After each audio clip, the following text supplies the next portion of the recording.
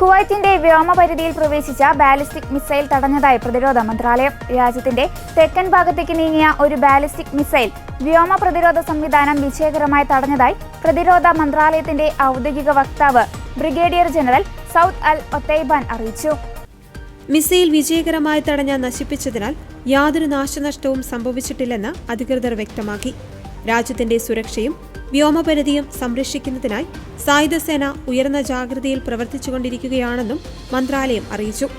അതേസമയം പ്രാദേശിക നേതാക്കളും യൂറോപ്യൻ യൂണിയനും തമ്മിൽ നടന്ന വീഡിയോ കോൺഫറൻസ് ഉച്ചകോടിയിൽ കുവൈറ്റിന് നേരെ ഇറാൻ നടത്തുന്ന തുടർച്ചയായ ആക്രമണങ്ങളെ പ്രധാനമന്ത്രി ഷെയ്ഖ് അഹമ്മദ് അബ്ദുള്ള അൽ സബാഹ് ശക്തമായി അപലപിച്ചു.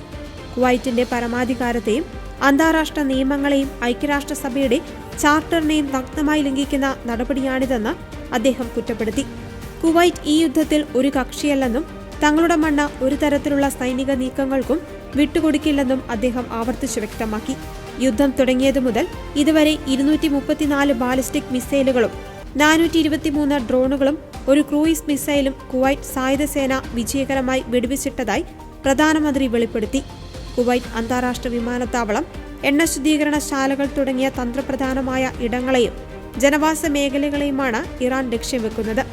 ഈ ആക്രമണങ്ങളിൽ ഒരു കുട്ടിയടക്കം 4 പേർ കൊല്ലപ്പെട്ടിരുന്നു. 91 പേർക്ക് പരിക്കേൽക്കുകയും ചെയ്തിട്ടുണ്ട്.